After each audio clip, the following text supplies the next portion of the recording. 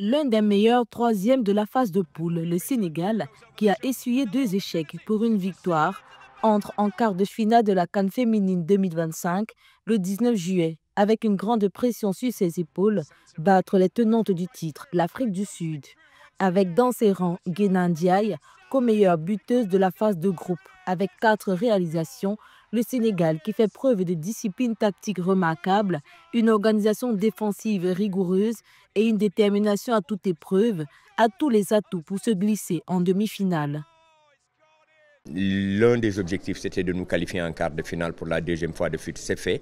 Maintenant, l'autre objectif aujourd'hui est de passer ce cap et de qualifier pour la première fois le Sénégal en demi-finale de Coupe d'Afrique.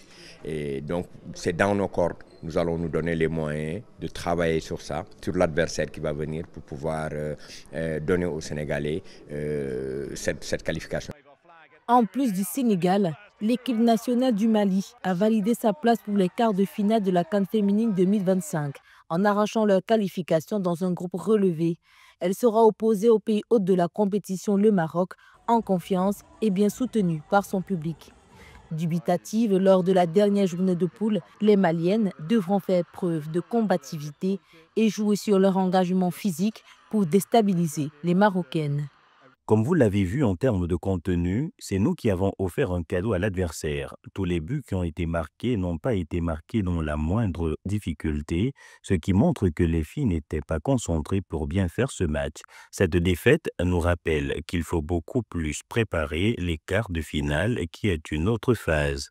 Pour rappel, le Mali, quart de finaliste, est la seule équipe dont aucune joueuse n'est présente dans le 11 type de la phase de groupe, alors que la Zambie et l'Afrique du Sud alignent chacune 3 joueuses.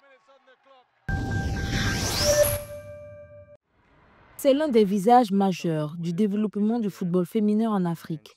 Depuis 2021, Meskerem Gochim dirige le département du football féminin à la Confédération africaine de football. Sous son impulsion, la CAF, à travers le programme CAF Women's Football, a lancé la Ligue des champions féminines avec 8 clubs venus de 33 associations.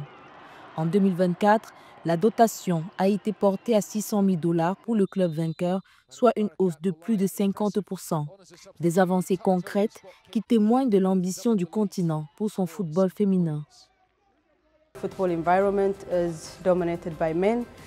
L'environnement du football est dominé par les hommes et j'étais la seule femme dans un département de développement. Donc pour obtenir cette acceptation, vous devez apprendre à gérer les situations, comment être forte, comment être courageuse pour parler.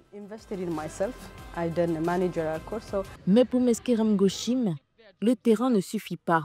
Son objectif, permettre aux femmes d'accéder aussi aux bancs de touche et aux bureaux de décision. L'initiative GIF U17, lancée en 2025 sous sa direction, en est un exemple phare. Plus de 21 fédérations déjà formées des coachs et encadrantes féminines. Le tournoi GIFT facilite aussi la détection des jeunes talents. À ce jour, plus de 150 000 joueuses sont enregistrées, accompagnées par 4 000 coachs et près de 5 000 arbitres féminines à travers le continent, selon les données de la CAF. Une des choses que j'ai vraiment apprises de mon rôle d'administratrice du football féminin était que non n'est pas la dernière réponse que vous avez. Revenir à nouveau faire en sorte que votre proposition ou votre programme soit accessible, montrer que votre programme peut avoir un impact. Grandes compétitions suivent. En 2024, la CAN féminine a réuni 12 nations, une première avec une large couverture médiatique et des ateliers techniques organisés en partenariat avec la FIFPro. L'ambition est claire, professionnaliser la filière et construire un vrai parcours pour les filles du terrain aux instances. Un travail de fond mené pas à pas pour hisser le football féminin africain au plus haut niveau.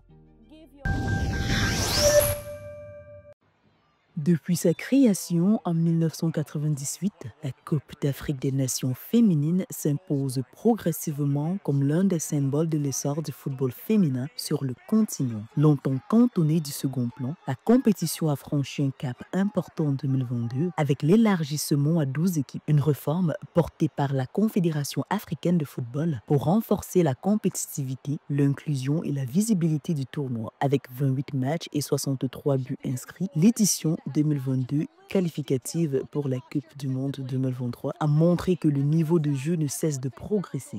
Intensification des campagnes de sensibilisation et de promotion du football féminin à travers le continent par une meilleure valorisation des athlètes féminins. Mais pour que la CAN féminine prenne une véritable dimension populaire, la médiatisation reste essentielle. Pour l'analyste camerounais Yannick Ndege, il faut multiplier les angles d'attaque, plus de couverture médiatique, des récits inspirants et une mobilisation des communautés locales autour des joueuses. Donner de la visibilité à des figures emblématiques et valoriser les parcours individuels permettrait de créer un véritable engouement.